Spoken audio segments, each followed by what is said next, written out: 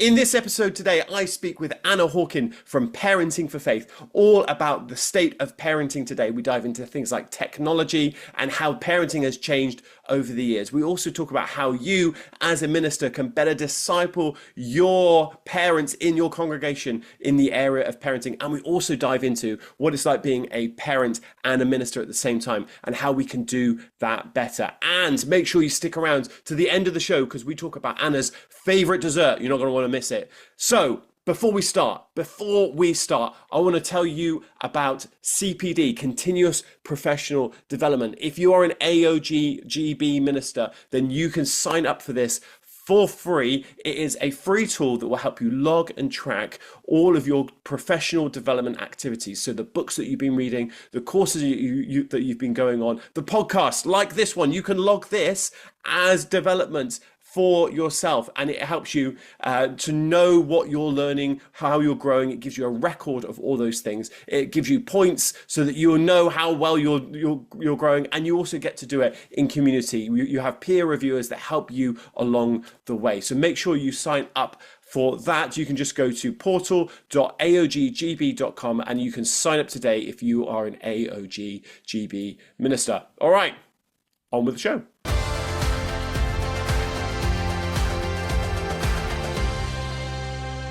That CPD Show. Welcome back to That CPD Show. My name is Chris and I'll be your host for today. And today I'm joined by Anna Hawken from Parenting for Faith. Anna, welcome to the show. It's great to have you on. Thanks so much for having me. I'm really glad to be here. Brilliant. Well, we're going to just dive straight in today. I'm really looking forward to this conversation. So talk to me about Parenting for Faith. I'd love to hear about the heart and the mission behind what you're doing. So tell me about Parenting for Faith. Great. So we are one of 4 ministries of BRF Ministries, and we're all about equipping parents and carers to help their kids and teenagers connect with God in everyday life. So we all want our kids, our young people, to grow a really deep relationship with God, don't we? That's rooted in kind of their personal relationship with Him and the Bible and lasts a lifetime. And there can be, not always, but there can be quite a focus on doing that in church on a Sunday and at youth group or after school club, those kind of things, on that kind of 1 or 2 hours a week that we have with them as church. But we really believe that parents or primary carers, whoever's at home with kids, are the best people to help them get to know God. They have the most time with them. Deuteronomy 6, Moses talk about faith when you walk along the road and when you go to bed at night and when you get up in the morning. And they are the people who are there, and throw in the, picking them up from a party late at night and taking them to swimming lessons or walking to school, whatever it might be. So we're really about saying those parents and carers, they're the best people to help their kids get to know God. But we don't leave them on their own. They need confidence and they need tools. And so church is absolutely crucial for that, to be the supportive community around them, to listen to them, to love them, to do things that we can only do in church, peer specific teaching and help them dig into the Bible and all that kind of stuff. But to not wrestle that off the parents or try and do it 50-50, but to say, parents, you're the experts. Let us encourage you, let us equip you, let us support you. Brilliant. Well, certainly this rings a bell for me because, talking about taking kids to swimming lessons and to, school trips and the morning school run, all those kind of things, I am very familiar with that. So I'm looking forward to this conversation, and it's so important. And I think, if we're going to start broad on this conversation, I think we can all recognize that parenting has changed over the years. But talk to me a little bit about that, because, we've got ministers watching this, listening to this, and some ministers will be older, some will be younger. But talk to me about the sort of the landscape of parenting. How has it changed over the years? What things have changed in society about how we think about parenting? Yeah, I mean, I'd love to share some thoughts, but maybe you can chime in as well, because it might be skewed by my specific view. I think I don't want to say it's more complicated. There are more moving pieces, there's more going on. Maybe it's a romantic notion, but I have this idea that a generation ago, 2 generations ago, the parents would parent based on how they were parented, what they saw around them, There was a bit more time at home with the children, maybe one parent not working or not working full time. And really, it was kind of, you parented based on what you'd seen other people do and your experience. And there are pros and cons of that, which we won't get into. But um, yeah, it was in that way, it was maybe a bit simpler. The picture that I see now, certainly my experience and a lot of people around me, is a lot of households where if there are two parents, they're both working, or single parent families, complexity of kind of blended families and that kind of thing as well, and a huge amount for parents to juggle with kind of a lot of responsibility at work, really wanting to do well in their parenting and their kids to thrive. So getting ideas from, I don't know, influencers on Instagram and church and books and general Google searches at 3 a.m. when they're stressing about stuff. Like, there are lots and lots of places to explore research and get information and get ideas. But I think juggling that along with a busy time at work and less time kind of at home with children to do stuff can make it feel like quite a lot to manage. And again, the positive of that is we're learning from research and we're getting ideas from a wider group of people. But I think juggling that can feel like a lot. Yeah. Yeah, absolutely. I would agree. I think that two parent households where their majority of those are now, I would say, I mean, I don't have the research to back this up, but from experience, most of those are working at least part time, some full time, both, and I think that comes down to house prices probably is a big thing. How much that the inflation of that's gone up, and that means that both parents now need to work. When I was growing up, I had my dad worked and my mum stayed at home. That's a huge change. So, I always had it where, you come back from school and my mum's there. And so, but for now, for many parents, for many kids, they might only have one there just to do the pickup, and then they've got to juggle working times. Working from home, of course, is another big thing as well. Yeah. So, I mean, I'm working from home at the moment. When my kids come home, they'll see me, but I'm still working. So and so that's an interesting change, and some of that's actually really positive change as well, because I'm more present then, I'm more around. But that's also then, but I'm also still in a work mode. My wife works, she doesn't work from home at all, and so that can be a different dynamic. And I think that has certainly changed how we think about parenting, because we're having to be a lot more flexible with things. And I think you're absolutely also right that I think how we think about technology is a huge aspect of that. And I think you're right in the Instagram, probably the Instagram effects or the Pinterest effects, isn't it? Where I think there this expectation of what parenting should be like. I think a couple of generations ago, we probably there wasn't much about that. There maybe would have been a few TV shows and of what you're expected to do, and maybe parents seeing their kids watching Blue Peter, they were expected to try and make Tracy Island or something like that with their kids, and thinking, oh gosh, I'm never going to have the time to do that, or or the desire to do that. But now it's very much changed in that you're seeing parenting and people are putting forward their highlight reel of great parenting and how it should be done, and I think that can be really difficult for parents. I'd love to pick up on the topic of technology, because I think that has been a humongous change. Talk to me a little bit about technology. I know we talk about the dangers, but are there some opportunities as well that come with that? Talk to me a little bit about what you've seen with parenting in the age of technology. Yeah, it is a huge shift, isn't it? I one of my kids asked me this week, so when you were little, what did you do in online safety lessons? I was like, that literally wasn't a thing, but it made me laugh that was the question. Um, yeah, huge benefits. I'm a big fan of technology, and it's brought us so many good things, hasn't it? In terms of connection to other people, in terms of like I was talking about before, that access to information and research. Um, but it's knowing how to use it well. There's an analogy I really like, which is kind of thinking of technology like a big city. I live fairly near London, and absolutely brilliant to take my kids in, and we'll go and look around the science museum, and I'll hold their hand across the road and we'll point out some sites and learn about some things. hugely educational, great for connection, great for bonding.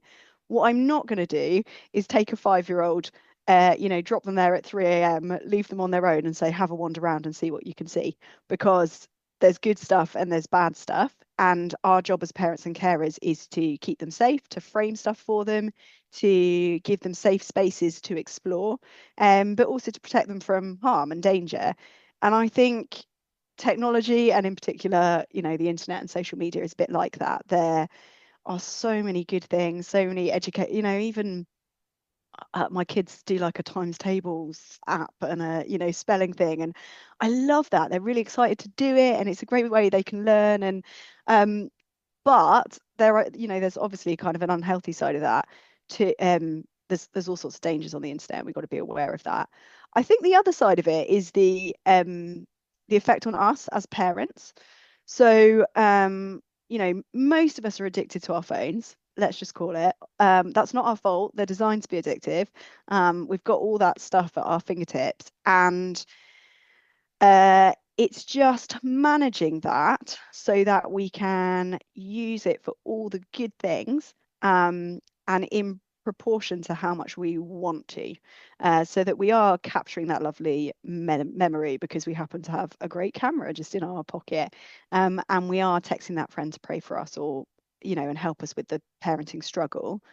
But we're not scrolling Instagram for hours because we're feeling low and looking for that dopamine hit, and actually it's taking us down a spiral of feeling not good enough and just giving us more ideas of things we can't do. And I think that is a huge thing for us to manage, actually. And we kind of ignore it because it's socially acceptable to have a phone addiction, but it's really healthy to just check in with God, check in with yourself, and say, how much am I actually using my phone, and Mm. is it enriching my relationship with my children, if it's giving us stuff to talk about and ideas of things to do, or is it distracting me and affecting the quality of our communication and connection when we are together?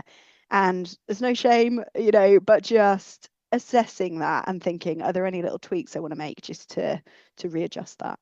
Yeah, absolutely. Have you read a book? It's called The Anxious Generation by Jonathan Haidt. Have you heard of that book? I have heard of it, and but no, I haven't read it all the way through. No, I've read most of it, and it's, I mean, really interesting about, and he's talking about how technology has an effect on especially very young children, and the associated dangers with that. And then kind of he's contrasting that to how much we allow our kids to go out and explore the neighborhood and go around, and how much that's changed over the years. Now, I remember when I was younger, I was able just to kind of go out and cycle round, and now we kind of have helicopter parents, and we're so worried, and so much of that is being based upon 24-hour news, and so we're worried about the dangers out there, because we've obviously seen terrible news things that have come up about where children aren't safe in the streets and all those kind of things, but and then we don't think about safety online. Mm, And so it really interesting about how that dynamic with technology is that we've just kind of traded one piece of safety for another. And actually, his research shows that outside in the neighborhood is actually a lot safer yeah. than. And I'm not suggesting like a big city, like you said, because Sure. I don't think anyone's just going to say wander around London. But I think there's that thing where when we're thinking about how technology has an effect, I think that we underestimate the dangers of online and overestimate the dangers that happen in real life. Mm, But of course, what that can create is an anxiety in parents that now we have to be helicopter parents when if they're on got an iPad, or if they've got a or whatever. How do you think about how do you manage that tension where we've got to manage that tension between helicopter parenting and allowing them to explore in a how do you manage that tension, especially in an online sphere? mm. I mean, I think it depends on how you view your role as a parent, right? Yeah. You've kind of described there are two extremes. You can wrap them up in cotton wool and never let them go on anything online and never let them out of the front door. Um, or you can chuck them out and give them total, go out wherever you want and go wherever you want on the internet. And we know neither of those are quite right, but we can sway towards one or the other. I feel like God's put us in their lives to teach them how to be in the world, but not of the world. And so it's about, you're the expert in your child, you know them best, and having confidence to take little steps, frame things for them, explain things, make sure they know what to do when they come across things that make them feel uncomfortable, do all the sensible online safety things about, having screens in places people can see and all that kind of thing. But equip them, give them, as they get older, a little bit more freedom, have good conversations with them, make sure they know they can come to you and model that when they do that, that you're not going to be angry or cross, you want to chat stuff. Use examples from your own life about how, you've come across how different TV programs have made you feel, or you've come across different things and how you've chatted to God about that, or what you've done when you feel like you did something that wasn't great and felt bad about it afterwards, or all those kind of things. So it's a step by step walking alongside them, and that doesn't mean you need a 10-year plan with no one's got time for that. But just thinking about your kids at the moment and where they're at, what might a next step be? Do you give them a little bit more freedom? So yeah, on both fronts. So I've got 4 kids. My older 2 are 10 and 8. And we've just started letting them walk home from school on their own.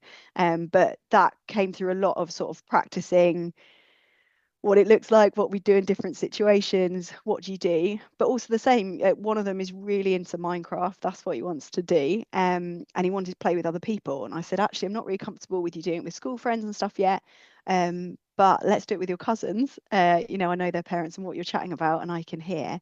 And that's our next step. And please ignore all the details of that in terms of age and the thing that it is. But it's just, what is the kind of next step, the next little bit along the road that we can try. And sometimes you have to go back and you say, no, that was too much, let's let's reel it back in. And sometimes they're whizzing ahead, and that's great. You come alongside them and support them.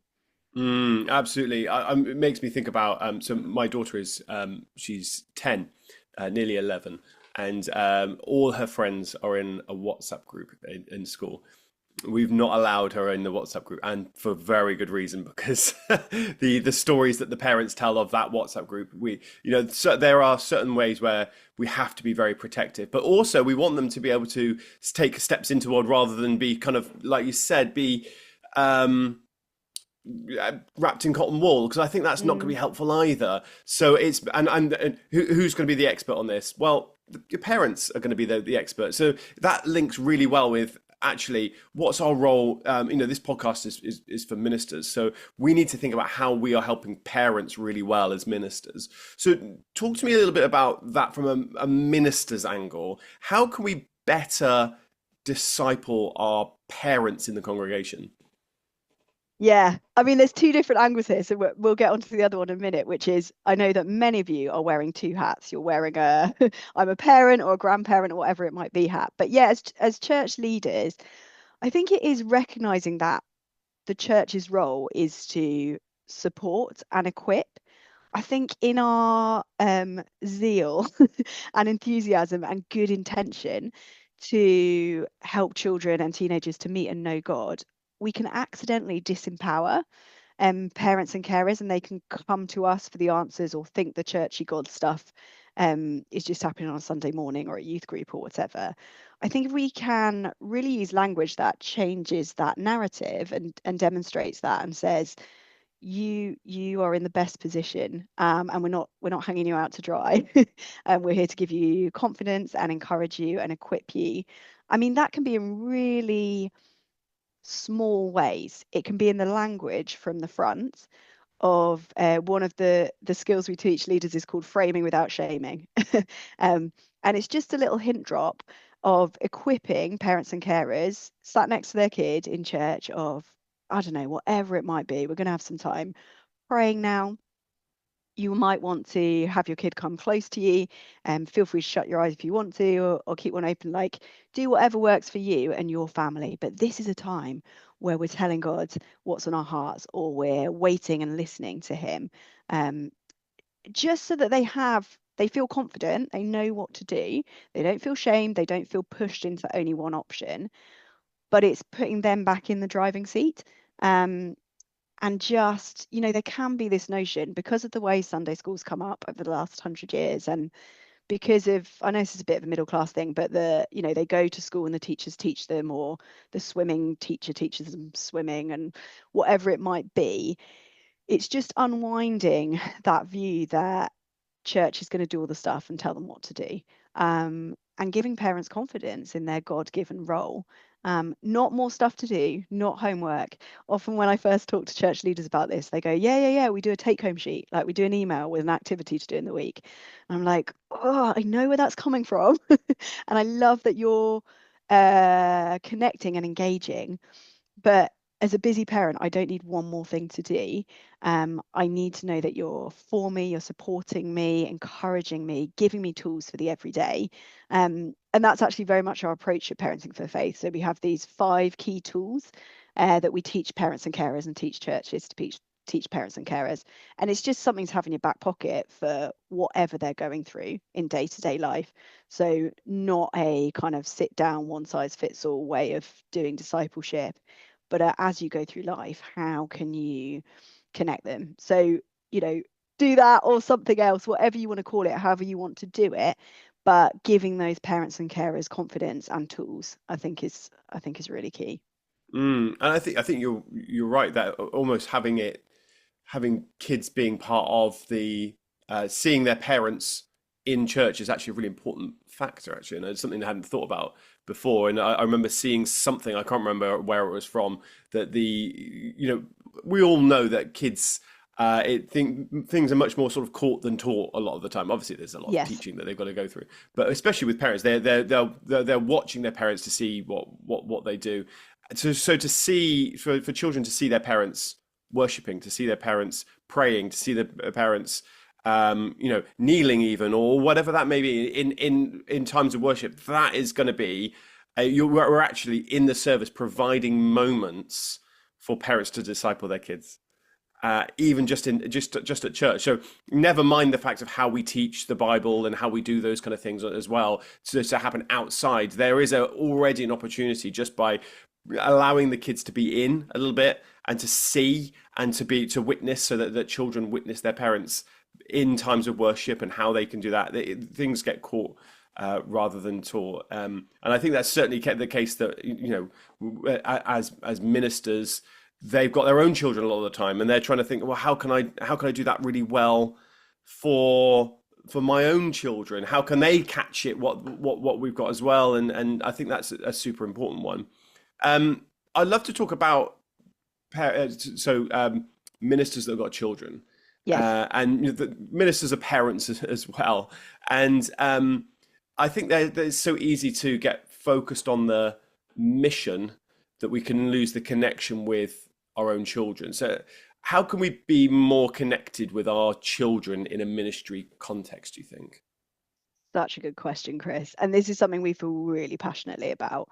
There is this narrative that if you're in church leadership, that your own kids will suffer. That's just part and parcel of the deal. And that is absolutely not true. That is a lie from the enemy. And we really feel like we want to, equip leaders in that situation because it is unique. It's got unique benefits and it's got unique challenges. You're kind of in a goldfish bowl. Everyone's looking at you. Your kids do have a different experience of church and life. But it's just about thinking about how to help them thrive. So we've got a book called Parenting the Church Leader and a course. It's all free online, loads of questions. So please do use that if it's helpful. But yeah, in terms of the connection thing, I think it's having a language for that and noticing it. I mean, I love that you're even asking the question. So if you're a minister listening to this and that's prompted you to pause and ask the question, amazing. That's the first step.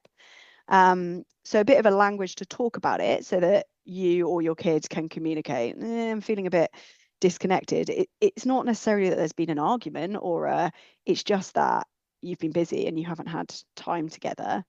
And finding what those things are that you can put on the calendar or carve out time for that mean something. And I know you are so busy and it is so hard. This is not scheduling hours with each child. It's the 5 minutes of checking in the morning before you go to school. It's the I need to go and grab something from Tesco anyway. I'm going to take one child with me, um, and maybe pick them up a little treat or whatever and have a chat on the way back. It's about thinking about your children's love languages. I'm sure you're familiar with the Gary Chapman thing of, some need hugs, some need quality time, some need acts of service, and recognizing, particularly if you've got more than one child, and that they will feel connected to you and loved by you in different ways. And just a little bit of a pause, chat with your partner if you've got one, or a friend, of actually what is it that they need, and what are some simple little things that I could do to make sure that they're feeling loved and we're feeling connected. Because it's so, we all have good intentions, don't we? We all, of course, we want the best for our kids and we want to feel close to them, but life is a lot, and especially if you're in church leadership, and it's really easy for that for you to end up a bit disconnected and a bit distant without anyone meaning that to happen. Absolutely. I always, the expectations and the weight that are on a minister are so huge, and the church, they've got to, they're thinking about, got to preach this on Sunday, we've got to be at that meeting, we've got to be there, and I think for children of ministers, they can feel like they're not prioritized. How can we kind of, as ministers, prioritize our children? Look, when there's so much to do, and you're being pulled here for that meeting, you're being pulled there for that meeting. How can we still prioritize our children when we have when those expectations are so huge? Mm. I mean, I think it's such a weird, like, meshing of your work and your ministry and your home life, and in a way that I don't think you quite get in any other job. And so I think some of it is separating out what's work stuff and what's home stuff. Many parents will have jobs that mean that sometimes they can't be at the school play or sports day or stop and have a long conversation about the thing the kid wants to talk about right now. But the parent will probably say, it's just work stuff. I have to work now. And it's really important to me that we have that conversation. Let's schedule in going out for a hot chocolate or whatever it might be. But I think with church, it becomes, well, that person, their dad's died, and so we need to arrange that funeral. And we can go into all the details, and it becomes very personal and about the people and about church, and then they can resent church. And so I think it is just okay to say, I'm sorry, this is a work thing and I really have to work now, but you're important and we're going to do this another time. I think, I mean, we've talked about it a little bit there. It's partly finding the things that matter to them, and they may not be the things that you think. It may not take lots of time. It might just be about, like we were talking about phones earlier, being present. So if you are taking 15 minutes with your kid to walk them home from school, whatever it might be, fully putting your phone away and not responding to that email or not picking up that call. You can call them, back, but actually, is it urgent? Do you have to answer it right now, or are you giving your child your full attention? And I absolutely think there are times where you choose to be a parent and you choose your kids over being a church leader. And I know that feels uncomfortable, and that may or may not be what you've had modeled to you, but we can change that. And particularly for our colleagues and people around us, if we have other people kind of on staff or in kind of key volunteer roles and leadership roles, to say, no, your child needs you. Actually, I'm going to preach that week and you can collect them from that school residential, or I'm going to step in for you. I can cover for you on this meeting because it sounds like you need to be the one to take your kid to A&E, or I don't know, I'm thinking of different situations. But I think actually sometimes we can be bolder in saying, I am a parent and that's important. And I think I think people will respect that, and we can help and support each other in that if we're also, doing our job well and being focused on that at other times. So it is a juggle and it's not easy, but I think it is something we can get better at and support each other with. I was reading a bit about codependency recently, about how it's so easy, especially in the kind of the ministry life.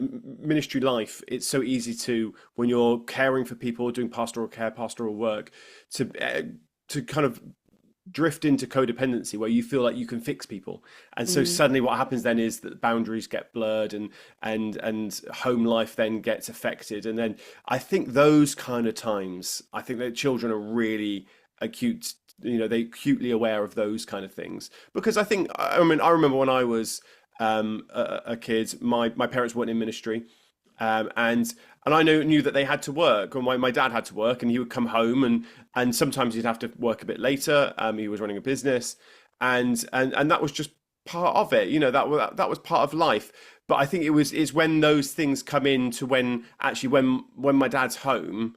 If there was things that come into that where you go, hang on a minute, I thought we were having this time. That's mm, when I think that you feel like the priorities. So I think for ministers, it's recognizing that they're like great boundaries are so important, and not allowing those things of where we want to help people, we want to be able to make a difference in other people's lives, but we don't want to create codependency where we're going to start crossing boundaries because we feel like we can fix people. mm. Actually, there's only a certain amount that we can do on that. There's one thing I was thinking about, and I remember hearing this. I'm as not growing up as a pastor's kid. I remember hearing about pastors' kids, and they would say, "I remember hearing that person, Mildred from that always sat in row 7, would go to the minister, their dad at the end, or their mum at the end of the service, and give them an earful, and they would have to hear those kind of things." Um, and how they didn't feel sort of protected in those kind of times as ministers' children. How can we, as ministers, how can we protect our children from that kind of thing where it's a highly visible job, high scrutiny job? Hmm. If the preach isn't good, someone's probably going to tell you. And how can we protect our children? Because that's difficult to hear your dad or your mum being told that. How can we protect our kids from that kind of scrutiny that comes as part of the job?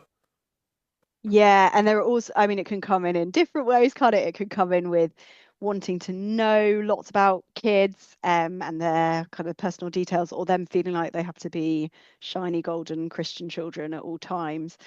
Um, yeah, I think there's a few things here. So again, we in Parenting as a Church Leader, we talk a lot about covering children. And I think that language is maybe helpful just for it's like protection and safety. Yes, they are more exposed. Let's not pretend they're not, but let's think about ways that we can cover them and protect them. Um, so yeah, one thing would be some framing around that of, this is mummy or daddy's job, and different people have different views, and that's okay. We always want to hear what people say, but you don't have to do anything about that. You're not responsible for that. I think as ministers and leaders, it's really helpful to have some one-liners ready because it can blindside you a little bit when someone comes at you about your preach or about your kids or about your, assume their intentions are good, that they love God and they love you, but maybe that's not the most helpful comment or the most placed thing. And so to not kind of stew on that and feel like you have to explain yourself and pull it all apart, but whenever that comes, you just say thanks so much. I don't know, whatever it might be. If it's about your kids, you just say, we're respecting their privacy, or thanks for that idea. I'll bear it in mind. It's not something we're doing at the moment, or whatever it might be. Um, I think there can be something of just explaining that part of the job is they will sometimes hear things. People's obviously try not to let them hear stuff, but they will hear about someone's, divorce or illness or whatever it might be, and just explaining like that is just part of it, and how we make people safe by keeping their information safe. You can use an example from their life of, it might be true that, I don't know, you've got nits, but you don't necessarily want it announced to the whole playground. It's not that Definitely it's not not. truthful or something, but it's just, within church we try to be a safe place and a supportive community for each other. And throughout life, again, you're prepping them and equipping them throughout life. Sometimes you will hear things that are, yeah, they are interesting, and people would be interested if you told other people about them. But that doesn't mean that we go around telling everyone, and here's why. It's all like learning opportunities. But yeah, you are more exposed. as a leader's child. And so it's just thinking through that and how to handle it. Yeah, brilliant, brilliant. I think thinking through how we parent as ministers and making sure we're intentional on that is just so important. So yeah, absolutely brilliant. And I would really recommend the Parenting for Faith resources that you've got available. What's your website? Do you want to give us your website if there's Yeah, any sure. resources? It's parentingforfaith.org, and particularly for leader, there's like a church's side of that if you think about your whole congregation. But for you as leaders, it's all the parenting as a church leader stuff. So there's a book and I say a course. Please, course is a scary word, isn't it? There's something to watch when you've like finished binging something on Netflix. It's like to put on whilst you're doing something at home. I think feels less scary than a course. Well, you say that, but I mean, this is a continuous professional development podcast, so that means that the ministers will earn points for doing your course. So I highly recommend ministers do your course. I take that all back. It's a very official course for which you'll get points. No, in all seriousness, I did it again yesterday with a group of people. I've probably done it 15, 20 times, and every time it gives me new things my kids are at a different age and stage. I would really, really recommend if you've got children, grandchildren, and if possible to do it with the other people in your kind of staff team or whatever that might be, even if they don't have children in their life, because I really think it will give them an understanding of what it's like for you and how they can stand with you and support you to really help your family thrive and, just to do really well. It's one of the best ways that they can love you and stand with you. So don't be nervous about doing it in a group where some people have children and some don't. Yeah, great. That's brilliant. Well, it leaves us then to talk about the final question, which some say is the most important question of all, because we have talked about development, but we also talk about desserts on this podcast. So Anna, I'm very excited to find out, what is your favorite dessert? Now, it's very seasonal for me. I don't know if I'm allowed to, but Yeah, go for it. summer Yeah. would be Eton Mess. I think that's a clear winner. That is the taste of summer and it's just always pleasing. But in winter, I'm not wanting Eton Mess. The strawberries would be horrible. So anything hot, chocolate, fudgy, definitely involving cookie dough, all the things, all the options piled up for me. Okay. So we've got Eton Mess. It is a classic dessert, and it does make me think of like Wimbledon. So Yes, you have to have it at a certain time of the year. Would absolutely. you have it with something, or just have it on its own? Would you have it with a drink? How are you having your Eton Mess? No, I don't think the drink's important for me actually. Just Okay. eating outside, I think actually is more Yes. the game changer. Outside with friends, maybe after a barbecue, sun Yeah. shining. Yeah, that's a good choice. That's a good choice. And then you talked about more your wintry one, and you said Yes, anything kind of fudgy and cookie dough-ish. Is there anything yes. in particular that because would you just have cookie dough on its own? I don't think you have cookie dough on its own, would you? Would you have it with ice Not cream? not straight as a dessert. Yeah, I think ice cream, little scoop of Ben and Jerry's on the side, set that off nicely. I mean, yes. Okay. Well, let's talk about Ben and Jerry's, which has never come up on this podcast before. What flavor of Ben and Jerry's are you going for? Because that is a crucial question. Oh gosh, probably a caramel choo choo, I reckon. Caramel choo choo's great. Yes, I do like that one. I do. I could probably talk quite a lot about many flavors. I have, but for reasons of health, decided that trying to go towards more the frozen yogurt version Yes, because very it good. means that you can enjoy it and have that slight less bit of guilt Mm, is always a good option. But I do like the caramel choo choo. Fish food is excellent. I think that's a always. It's a classic. classic, isn't it?